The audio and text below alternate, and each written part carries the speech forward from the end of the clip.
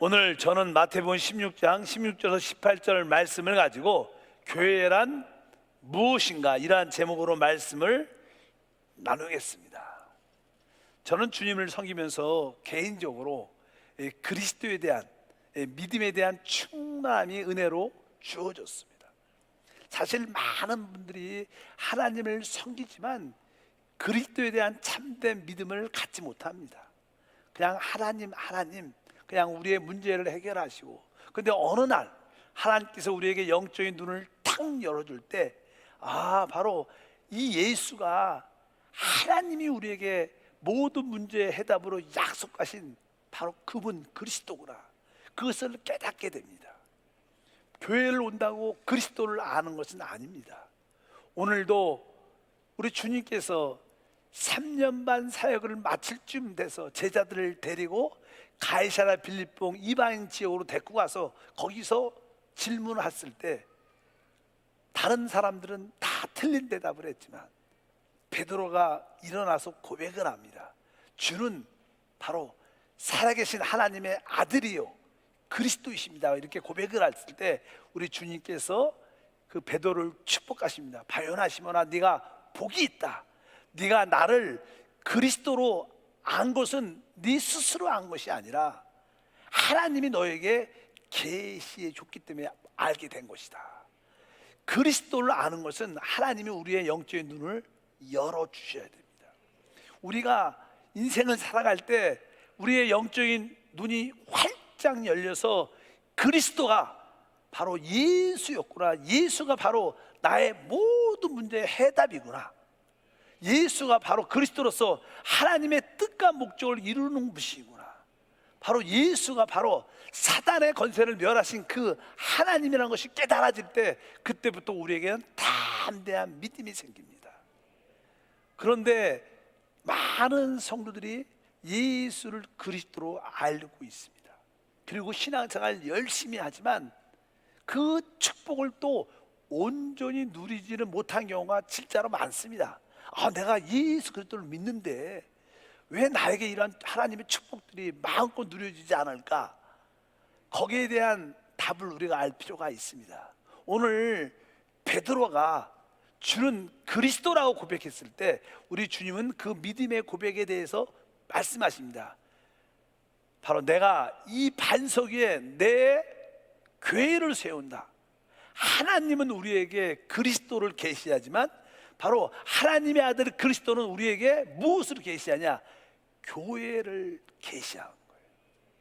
하나님은 그리스도를 계시해 주시고 그리스도는 오직 우리에게 교회를 계시합니다.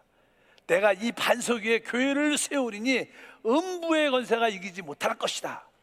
우리가 교회의 실제를 알면 우리는 죄와 사망과 귀신의 모든 저주에서 이길 수 있는 힘이 있다는 겁니다.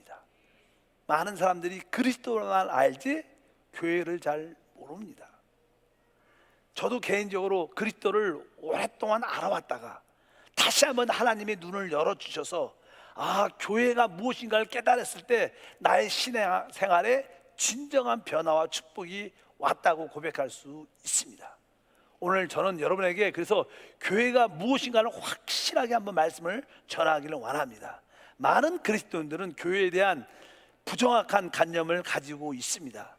어떤 사람들은 예배당을 교회라 생각해서 교회 가자 이런 말을 많이 합니다. 사실 우리가 예배 보러 예배당에 가는데 그것을 교회라고 말씀할 때가 많습니다. 사실 예배당과 교회는 다른 것입니다. 성경에서 교회가 무엇인가를 우리가 알 필요가 있습니다.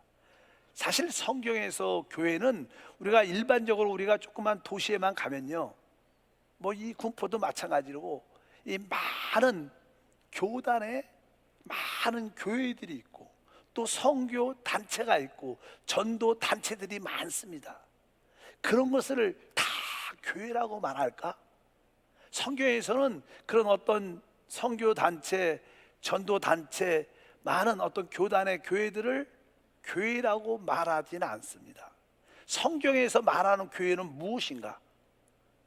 이렇게 기록되어 있습니다. 에베소서 1장 22절과 23절 말씀을 읽어보면 또 만물을 그의 발 아래 복종하게 하시고 그를 만물 위에 교회의 머리로 삼으셨습니다. 교회는 그의 몸이니 만물 안에서 만물을 충만케 함이라.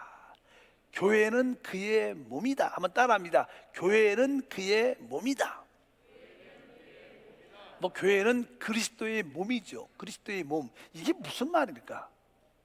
여러분, 우리에게는 다 몸이 있습니다. 몸. 여러분 각자에도 다 이 머리가 있고, 여러분을 대표하는 머리가 있고, 우리 다 몸이 있습니다. 이 몸은 이 머리와 어떠한 관계일까? 이 몸과 이 머리는 이렇게 서로 연결돼 있죠. 무엇으로 연결돼 있어요? 이 머리와 몸이 무엇으로? 그냥 연결돼 있어요? 뭐로 연결돼 있어요?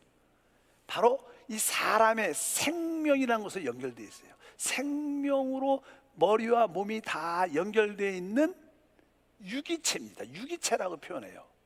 보통 우리가 어떤 테이블이나 이런 강대상이나 이런 것들은 어떤 조직으로 이렇게 어떻게 결합되어 있지만, 이런 강대상이나 책상도 서로 이렇게 조직으로 이렇게 되어 있지만 사실 이것은 생명은 있지 않습니다. 그러나 이 몸이라는 것은 생명으로 연결된 하나의 유기체라는 거예요. 교회라는 것은 바로 그리스도의 몸이라는 그런 뜻입니다. 바로 교회가 그리스도의 몸이라는 것은, 바로 교회는 쉽게 말해서 하나님의 생명을 얻은 자들이 서로 하나로 연결된 실체라는 거예요. 우리는 주 예수를 믿고 다 하나님의 생명을 영접했어요. 영생을 소유하고 있습니다. 그러나 우리가 서로 이게 떨어져 있지만 사실은 우리는 영적으로 하나님의 그 생명으로 실제로 연결이 돼 있어요. 우리 이 몸은 이렇게 이런 피부나 여러 가지 신경계통으로 연결이 돼 있는 것처럼 우리는 서로 떨어져 있는 것 같지만 무선 통신처럼 사실 하나님의 생명으로 실제로 연결돼 있어요.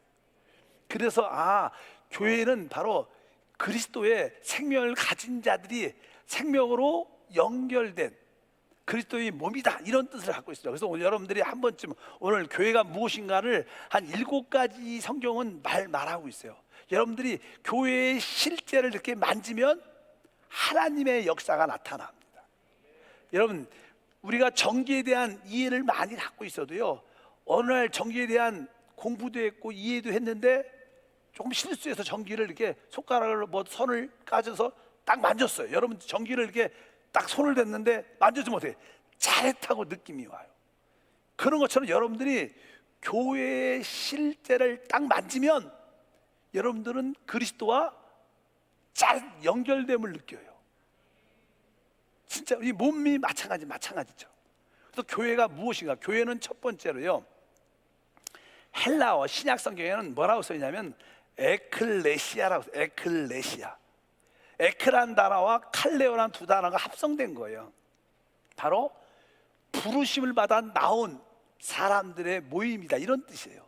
실제로 교회는 세상에 있던 사람들이 하나님의 부르심을 받고 하나님의 구속과 구원의 능력을 받아서 모임, 회중이라는 뜻입니다. 어셈블이라는 뜻, 회중이라는 뜻. 그러니까 하나님께 부름을 세상에서 받아 나온 사람들의 모임. 그러니까 교회는 이런 건물이 아니라 여러분 모두가 어떻게 해요? 세상에 우리 모두가 다 살고 있었어요. 하나님과 상관이 없던 사람인데 하나님께 여러분들은 부름을 받았어요. 그리고 부름 받아서 우리 모두가 한 자리에 모였는데, 우리가 하나님 부름을 받았을 때 하나님께서는 우리를 구속하시고 구원의 능력으로 부르신 거예요. 하나님의 구속과 구원의 능력으로 세상에서 부름 받아 나온 우리들의 모임이 곧 교회라고 말씀하는 것입니다. 여러분들 이 자리에 앉을 때마다 나는 세상에서 하나님의 구속과 구원의 능력으로 부름받은 자다, 부름받은 모임에 우리 와 있다. 바로 이것이 가장 기본적인 교회의 이해입니다. 여러분들은 마음속에 가져야 돼요. 나는 세상에서 하나님의 구속과 구원의 능력으로 부름받아 나온 사람이다. 난 더 이상 세상에 속하지 않는다. 이런 믿음이 있을 때 여러분들은 교회 안에 있는 거예요.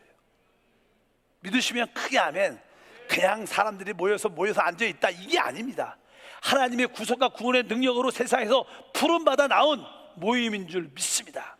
그렇기 때문에 이 가운데 하나님이 함께 하십니다. 이스라엘 백성들이요, 여러분들 잘 보십시오. 이스라엘 백성들이 애굽에 종살이 세상에서 있었을 때 그들이 유월절의 사건을 통해서 구속과 구원을 받고 홍해 바다를 건너요. 그리고 그들이 하나님의 시내 산 앞에 모입니다. 다 모여. 거기서 하나님의 성막이 지어지면서 성막을 중심으로 12지파가 다 편성됐어요. 그 성막을 중심으로 12지파가 다 각자의 위치에서 편성이 딱 됐을 때 그것을 교회라 그랬어요. 교회. 여러분들은 그냥 교회 나와서 혼자 예배 보고 간다, 이러면 여러분들이 교회가 아닙니다. 여러분들이 바로 이 교회 안에 소속이 되고 여기에 편성이 되고 우리가 그리스도를 중심으로 서로 하나가 될 때 바로 이것이 하나님의 교회인 줄 믿습니다. 그래서 사도행전 7장 38절에 신의 산에서 말하던 그 천사와 우리 조상들과 함께 광야 교회에 있었다. 바로 그 신의 산의 성막을 중심으로 12지파들이 다 모여 하나로 편성될 때 바로 그것이 광야 교회였다는 거예요. 여러분 모두가 그리스도 안에서 하나로 편성되는 놀라운 역사가 있기를 주님으로 축복합니다. 그것을 에클레시아라 그럽니다. 하나님께 부름받은 우리 모두가 되는 줄 믿습니다. 두 번째 교회는 오늘 말씀에 아까 읽었죠. 에베소 1장 23절 읽어보니까 교회는 그의 몸이다. 아까 말씀드린 것처럼 대신 바로 그리스도는 교회의 머리다. 바로 이 교회는 그리스도의 몸이기 때문에 머리와 아까 몸은 어떤 관계예요? 생명으로 연결되어 있는 관계. 믿으시면 아멘. 아, 내가 하나님의 생명을 받았고 내가 하나님의 생명으로 연결되어 있구나. 그뿐만 아니라 이 몸에는 많은 지체가 있죠. 손발, 다리 다 지체가 있는데 이 모든 지체가 서로 한 몸이에요. 그래서 여러분들이 교회를 알려면 나는 하나님의 생명을 얻었고 주님과 하나일 뿐만 아니라 우리 모든 성도 지체들과 내가 하나다. 이것을 여러분들이 진짜 믿어질 때 여러분들의 축복이 흘러들어오는 거예요. 이것을 깨닫기를 축복합니다. 성경에서는 그렇게 교회를 말해요.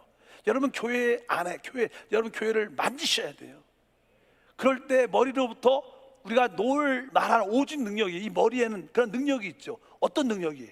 바로 창조의 능력, 부활의 능력, 초월의 능력, 정복의 능력, 머리가 되는 놀라운 능력이 우리 안에 몸이 누려야 되는데 그것을 누리려면 여러분들이 기본적으로 교회는 그리스도의 몸이구나. 내가 하나님의 생명을 얻었을 뿐만 아니라 그 생명으로 주님과 하나일 뿐만 아니라 내가 모든 지체가 진짜 하나다. 손과 발과 모든 눈과 코가 하나죠. 한 몸이죠. 여러분 옆 사람 가면 인사할 때 우리는 한 몸입니다. 인사 한번 해보세요. 그럴 때 여러분들이 교회가 그리스도의 몸이라는 실제를 이렇게 가질 수 있다는 거예요.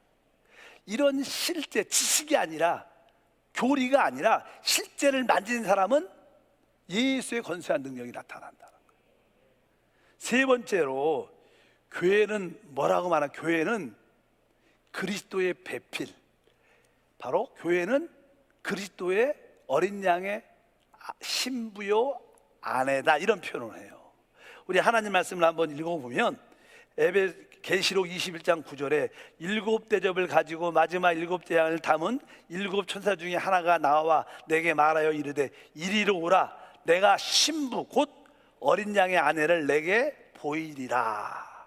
어린 양의 아내를, 예수 그리스도의 아내를 보여주겠다, 신부를 보여주겠다. 그러는데 바로 그것이 새 예루살렘인데 이 땅에서의 교회가 새 예루살렘의 모습을 갖고 있는 거예요. 그래서 교회는 바로 그리스도의 배필, 신부, 아내라는 뜻이에요. 여러분 남편과 아내, 신랑과 아내의 핵심이 무엇입니까? 거기에 주되는 내용은 사랑이라는 거예요. 교회는, 주님은 이 교회를 사랑해서 자기의 목숨을 내어줬어요. 여러분을 사랑해서 그분이 십자가에서 몸짓고 피 흘려 죽으신 거죠. 이것은 뭐예요? 사랑을 표현합니다. 하나님이 세상을 이처럼 사랑했다는 거. 얼마큼? 자기 목숨을 내어주기까지. 진짜 교회는 그리스도의 신부요 아내이기 때문에 우리 교회라는 사실을 깨달을 때 내가 하나님의 사랑을 이렇게 많이 받고 있구나. 주님이 나를 목숨을 다하여 사랑했구나. 그 목숨을 다하여 나하고 바꾸시거나. 그래서 여러분들은 어떻게 돼요? 바로 교회를 아는 사람들은 그 하나님의 사랑이 깨달아지는 거예요.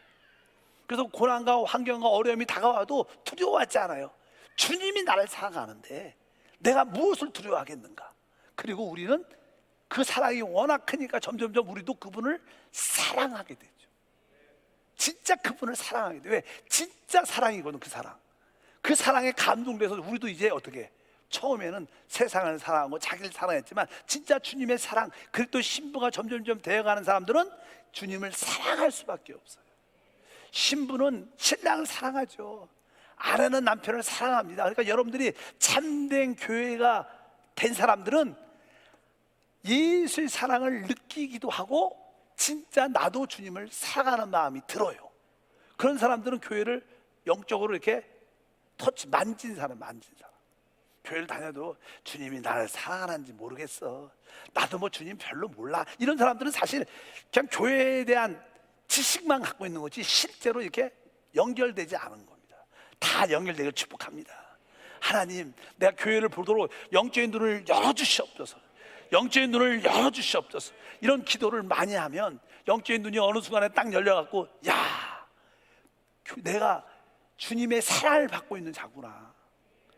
그것이 깨달아지면 우리 눈에서 눈물이 나고 감사가 있고 우리 안에 기쁨이 있고, 그러면서 모두서 이기는 치유와 축복도 함께 할 줄 믿습니다.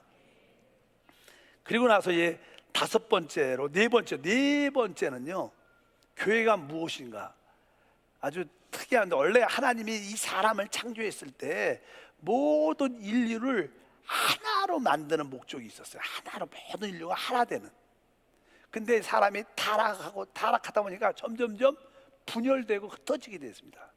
여러분, 이 어떤 하나님께 저주를 받았다, 하나님께 심판받았다는 뜻은 자꾸만 사람이 흩어지고 나누어지는 결과를 갖게 돼요. 진짜 축복을 받으면 가족도, 하나님의 축복을 받은 가족들이 점점점 하나가 됩니다. 직장과 사업장도 축복이 있으면 그 경영진과 이 모든 일하는 사람들이 점점점 하나가 됩니다. 믿으시면 아멘. 대한민국도 축복을 받으면 정부와 국민과 모든 국민들 사이에 뭐가 있어요? 하나가 되게 돼 있어요. 근데 대한민국 안 그렇죠. 왜? 하나님이 별로 대한민국 좋아하지 않죠. 왜? 하나님이 떠나는 가운데 있어요. 늘 분열이에요. 나누어져. 하나됨이 없어. 이것은 뭐예요? 하나님의 심판이 이 땅에 있다는 무서운 말이죠. 이런 말 하면 안 좋아하죠. 여러분들, 저도 별로 안 하고 싶은데 사실은 사실인 거예요. 진짜 축복은 하나됨 안에 있는 겁니다. 결국 우리 하나님은 모든 인류를 하나대로 만드는데 인류가 하나가 안 되는 거예요. 특별히 하나님께서 유대인들 택하셨죠. 아브라함을 택해 갖고 특별히 이 민족을 지키려고 하나님 역사. 왜? 나중에 이 민족을 더 회복시키려고. 그래서 하나님 율법을 줬는데, 율법 때문에 결국 유대인과 이방인들이 인류가 나누어졌어요. 유대인들은 하나님께 선택됐고 그 외에는 다 하나님께 버림받은 이방인이다. 나누어졌어요. 이것이 나누어진 주된 이유가 뭐냐면 율법 때문에 이스라엘 백성과 유대인이 구별되게 됐어요. 그래서 하나님은 그 아들 이 땅에 보내셔서 십자가에서 율법을 십자가에서 없애버렸어요. 성경은 거기에 대해서 이렇게 말합니다. 에베소서 2장 15절 말씀을 다 같이 읽어보면, 법조문으로 된 계명의 율법을, 에베소서 2장 15절 말씀 읽겠습니다. 법조문으로 된 계명의 율법을 폐하셨으니 이는 이 둘로 자기 안에서 한 새 사람을 지어 화평하게 하시고. 여기 보니까 법조문으로 된 계명의 율법 때문에 이방인과 유대인이 구별됐기 때문에 그것을 없애니까 이제 모든 이방인과 유대인이 하나가 될 수 있다는 거예요. 그리스도 안에 있으면 모든 인류가 하나 되는 축복이 있습니다. 대한민국이 잘 되려면 진짜 예수를, 그리스도 하나를 다 믿어야 돼요. 그럴 때 우리가 남북도 통일되고 모든 국민들이 나눠짐이 없고 하나 되는 역사가 함께 할 줄 믿습니다. 그래서 우리 교회는 뭡니까? 모든 사람의 관계없이 하나 될 수 있는 곳이 교회예요. 믿으시면 아멘. 교회는 사회적인 지위를 떠나서, 많이 배우지 못함을 떠나서, 가난하고 부자함을 떠나서 교회에 오면 다 하나 될 수 있어요. 우리 모두가 그리스도 안에서 영 안에서 하나인 줄 믿습니다. 그러니까 교회의 실제는 모든 성도들이 어떻게 되는 거예요? 하나일 때 교회예요. 여러분들이 나는 담임 목사 중심으로, 우리 교구장 중심으로, 우리 장로 중심으로 우리 모든 성도가 내가 하나다, 이런 사람들은 교회를 만진 사람이에요. 자꾸만 분열과 나누어져 있는 것은 아직도 멀었다고 말씀을 드렸습니다. 여러분 모두가 하나 되길 주님으로 축복합니다. 그래서 로마서 15장 16절에 교회의 모습을 이렇게 설명해요. 로마서 15장 16절 읽어보니까 한 마음과 한 입으로 하나님 곧 우리 주 예수 그리스도의 아버지께 영광을 돌리게 하려 하노라. 너희를 권하노니 모두가 같은 말을 하고 너희 가운데 분쟁 없이 같은 마음과 같은 뜻으로 온전히 합하라. 여기 그러니까 한 마음과 한 입. 교회가 무엇입니까? 모든 성도들과 한 마음과 한 입으로 예수를 말할 때 그것이 교회라는 거예요. 거기에 하나님의 영광이 있다는 거예요. 축복이 함께하는 줄 믿습니다. 교회는 우리 모두가 하나됨을 느끼는 곳이 교회예요. 여러분이 그런 은혜가 있길 바랍니다. 교회에서 나만 열심히 잘 믿고 나만 축복 많이 받으면 돼, 이것은 그분은 교회를 사실 모르는 거죠. 교회를 터치하지 않은 겁니다. 그런 축복들은 오래가지 않아요. 근데 교회 안에서 만지는 축복은 진짜 무궁하고 넘치는 역사가 함께할 것을 믿습니다. 그리고 나서 교회는 성경에서 하나님의 집이다, 이렇게 표현을 해요. 성경에 이렇게 써 있어요. 디모데전서 3장 15절 말씀을 읽어보니까 만일 내가 지체하면 너로 하여금 하나님의 집에서 어떻게 행하여야 할지를 알게 하려 함이니 이 집은 살아계신 하나님의 교회요 진리와 기둥의 터니라. 그러니까 하나님의 집, 따라할까요? 하나님의 집. 교회는 뭐예요? 하나님의 집이다. 원래 집이란 따서는 두 개 뜻이 있어요. 하나는 권속, 가족이라는 거예요. 우리 모두는 뭐예요? 하나님의 가족입니다. 우리는 하나님 가정의 형제요 자매인 줄 믿습니다. 우리 모두가 같은 예수 피로 구속받고 다 하나님의 생명을, 동일한 생명을 갖고 있는 하나님의 가족들이에요. 그러니까 우리 가족끼리는 서로 집에서 어떻게 서로 위로받고 서로 축복하는 곳이 가족이에요. 그리고 교회의 두 번째, 하나님의 집의 두 번째 특징은 집은 거처지요. 우리들도 직장에 나가서 사업하다가 이제 지쳐서 이제 다시 집에 들어오면 집에서 뭐예요? 쉼이 있고 안식이 있죠. 아무리 사무실이 좋아도요, 집에 가서 좀 저녁에 좀 쉬고 싶어. 초라해도 좀 부족해도 그래도 집에 가서 옷 좀 벗고 편하게. 집은 뭐예요? 안식이 있는 곳입니다. 쉼이 있는 곳이요. 그러니까 교회는 참으로 우리 서로가 위로받고 서로 이곳에서 안식과 쉼을 누리는 곳이요. 여러분 모두가 그런 감동이 있길 바랍니다. 내가 한세 교회 오면 마음이 편해. 내가 한세 교회 오면 쉬는 것 같아. 설교는 어려워도 쉬는 것 같아. 이런 생각이 드시길 바랍니다.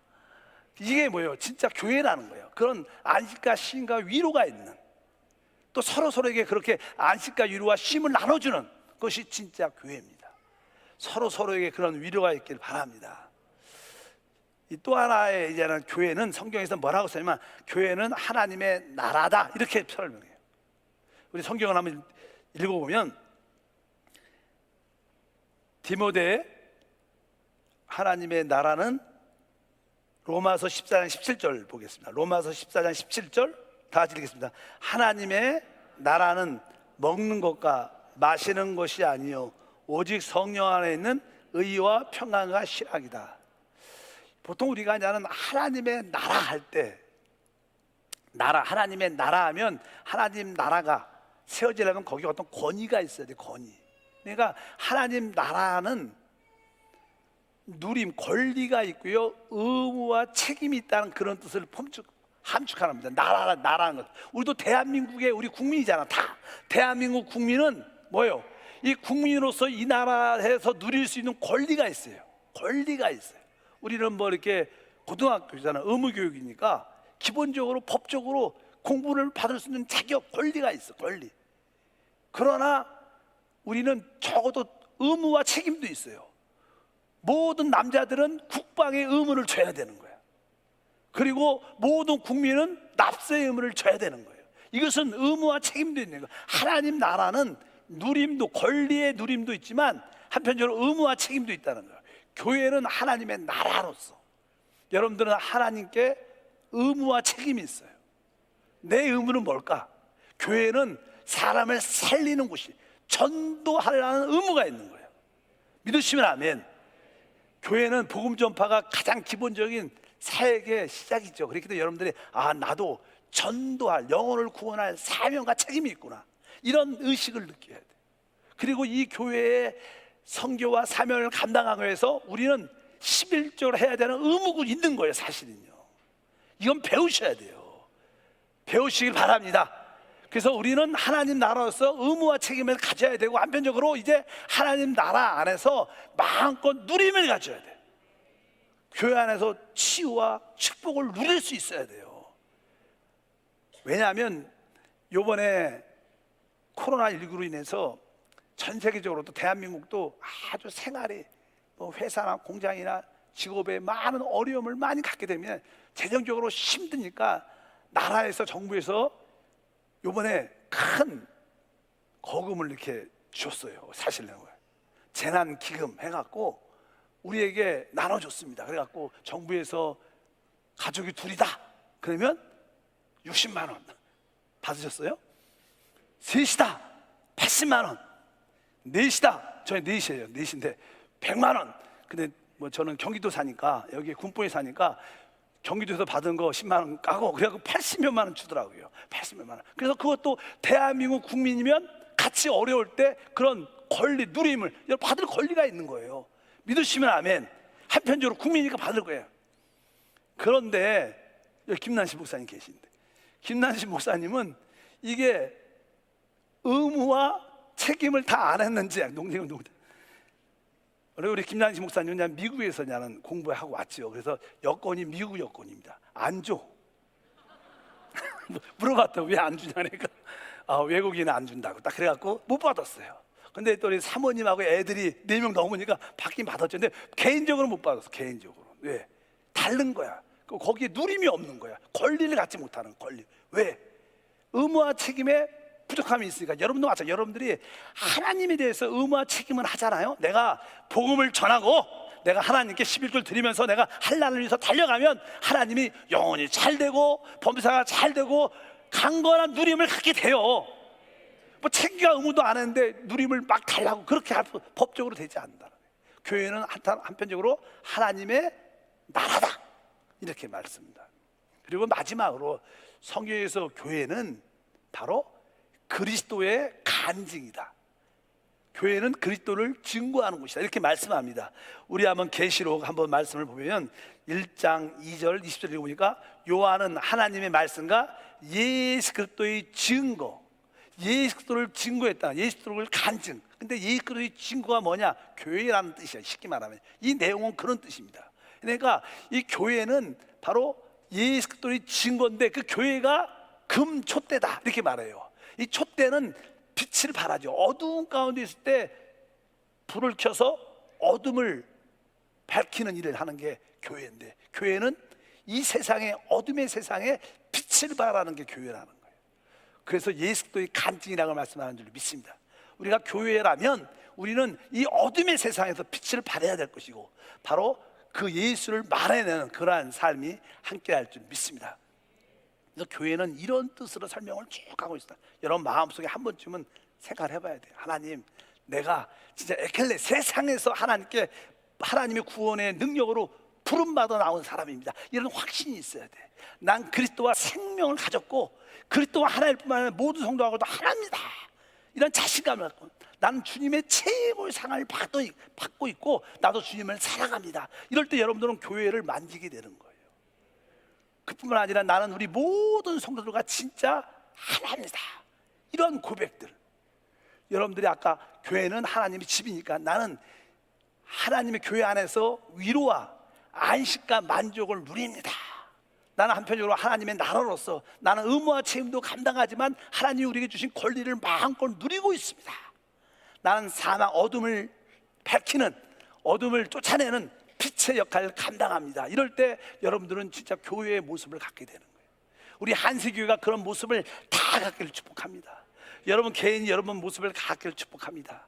그런데 시간은 지나지만 이 교회가 초대교회 이후에 사도들이 이제 하나씩 하나씩 순교로 떠나니까 교회가 영적으로 지도자의 부족으로 인하여 영적으로 교회가 타락을 하게 됩니다. 타락을. 점점점 어두워지기 시작합니다. 그래서 교회가 세상화돼 버려요. 세상이 자꾸만 교회 안에 들어와서 세상화되고, 또 특별히 주 5세기 경에는요, 5세기 경에는 그 당시에 교회가 캐톨릭으로 정착이 돼요. 교회가. 그래서 나는 천주교의 교회, 교황 제도가 확립이 되면서 그때 이후부터 캐톨릭 교회가 교회를 1000년 이상 이끌어가요. 1000년 이상 교회가 이끌어가는데, 그 당시를 우리는 암흑시대라, 종교의 암흑시대라 그래요. 왜? 그때는 영적으로 되게 죽은 시대입니다. 그래서 1000년이 지나서 1500년 경에 하나님께서 더 이상 참지 못하고 종교 개혁을 일으켜요. 그래서 재작년에 알다시피 마르틴 루터의 종교개혁 500주년을 기념하는 그런 많은 교회들이 그런 예배를 드렸어요. 500년이 됐죠. 2000년이니까. 그래서 이 1500년경에 마르틴 루터로서 종교개혁을 일으키기 시작합니다. 교회 역사를 얘기, 우리가 교회 이야기를 하니까. 근데 이 캐톨릭이 1200년 이상 교회를 강력하게 이끌어 왔는데, 캐톨릭 교회에 문제점이 있어요. 하나님이 아시죠? 캐톨릭 교회의 첫 번째 문제점은 뭐냐면, 원래 교회의 머리는 그리스도입니다. 근데 이상하게 그리스도가 아니라 교황 중심으로 교회가 세워졌어요. 그래서 교황 말이 곧 권위입니다. 하나님 말씀이에요. 그래서 교황 위주로 이루어지는 그런 교회의 모습으로 바뀌어갔어요. 하나님 별로 기뻐하지 않았죠. 그리고 그 당시만 해도 이 캐톨릭은 성직자 제도가 있어요. 성도들은 봉사도 못해요. 그냥 미사만 앉았다가 미사만 들으면 가면 되고, 모든 하나님의 일은 성직자만 하나, 성직자만.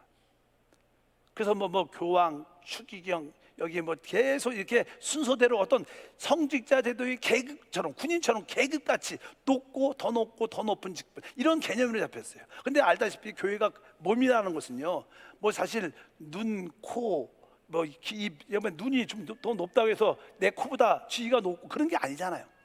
코가 입보다 높으니까 이 코가 입보다 더 쥐가 높다, 이런 게 교회는 다 각자의 기능이 있는 것이 계급이 아닙니다. 그래서 캐톨릭은 조금은 계급 제도, 성직자 제도가 정착되면서 하나님이 기뻐하지 않았어요. 그리고 이 캐톨릭 교회의 또 하나의 문제는 뭐냐면, 하나님 말씀이 덮여 있었어요. 그 당시만 해도 하나님 말씀은 일반 성도는 뭐 책도 별로 없었지만 읽지를 못했고 만질 수도 없었어요. 성직자 외에는 성경책을 만질 수 없어요. 거룩한 책이니까. 그러니까 내용을 몰라요. 그냥 교황이 말하면 아, 그게 하나님 말씀이구나, 이렇게 알아들은 거예요. 진짜 하나님 말씀에 대해서 많이 무지했어요. 그러면서 그냥 마르틴 루터 시대부터 안 되겠다, 이 하나님 말씀이 회복돼야겠다. 그래서 마르틴 루터의 주제가 뭐예요? 오직 의인은 뭐예요? 믿음으로 말미암아 살리라. 뭐 옛날에는 구원은 하늘 가봐야지 알죠. 아니면 내가 열심히 착한 일을 많이 하고 헌금을 많이 해야지 구원받는다고 생각을 많이 했어요. 그런데 하나님 말씀을 읽어보니까 오직 의인은 믿음으로 구원받는 거야. 하나님 말씀이 그때부터 회복이 되면서 인쇄술이 발달되고, 또 이 성경이 번역이 되면서 많은 사람들한테 하나님 말씀이 회복되기 시작했어요. 그래서 저는 로마 캐톨릭에 많은 문제가 있어서 하나님이 몇 가지 교회를 만들어 내셨어요. 그 첫 번째가 우리가 말하는 개신교죠. 개신교는 오랫동안 말씀이 덮여 있었는데, 이제 문자 하나, 기록된 하나님 말씀을 많은 사람들이 읽어내면서 아, 구원은 믿음으로 받는 거야, 세례가 아니라 침례야, 막 이런. 교회는 성경을 보니까 장로란 단어가 나와요. 교회는 장로가 이끌어가는 곳이야. 그래서 장로교가 생긴 거예요. 침례교는 뭐예요? 세례 받는 게 아니라 성경을 읽어보니까 침례를 받는 거예요. 그러니까 우리는 침례교, 이거 막 팔을 막 만드는 거예요. 이렇게 막 만드니까 하나님 말씀이 문자적으로 해석은 잘 되는데 점점점 분열이 많아지기 시작해요. 여러 가지 문제가 발생했어요. 그래서 아까 말씀드렸죠, 하나님 말씀이 덮여져 있을 때 여기에 반응해서 성경을 문자로 해석하는, 하나님 말씀을 읽게 하는 그러한 개신교 스타일의 말씀이. 그래서 우리 장로교나 사경회나 그래서 사경회, 하나님 말씀을 공부하는 성회다, 이렇게 사경회라고 표현을 해요. 그런데 이제는 캐톨릭의 두 번째 문제는 뭐예요? 거기는 뭐가 있냐면 계급제도, 성직자 제도가 있어요.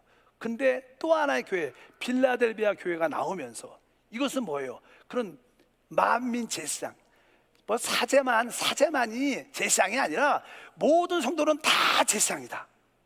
만민 제사장서를 강조해서 모든 성도가 다 같이 복음을 전하고 같이 봉사하고 같이 섬겨야 된다. 이러한 교회가 또 하나 생기기 시작했어요. 또 하나는 알다시피 성경을 문자적으로 자꾸만 공부를 하니까 성경의 문자적인 말씀도 중요하지만 진짜 실제는 성령이 오셔야 되는 거예요. 그래서 성령 개통이, 오순절 개통의 교회가 또 하나 회복됐어요. 그래서 이 세상이 끝날 때, 주님이 오실 때 이 땅에는 성경의 계시록에 4종류의 교회가 있다 그래요. 4종류의, 몇 종류요? 한번 보겠습니다. 첫 번째 교회가 어떤 교회냐면 두아디라, 캐톨릭 교회가 지금 있잖아요. 그 교회는 남아 있습니다. 그래서 캐톨릭 교회에도 이렇게 말씀합니다. 계시록 2장 25절 말씀을 다 같이 읽어보면, 다만 너희에게 있는 것을 내가 올 때까지 굳게 잡으라. 이기는 자와 끝까지 내 일을 지키는 그에게는 만국을 다스리는 권세를 드리니. 이게 그냥 두아디라 교회한테 주시면, 이게 캐톨릭 교회입니다. 캐톨릭 교회한테 뭐라 그래요?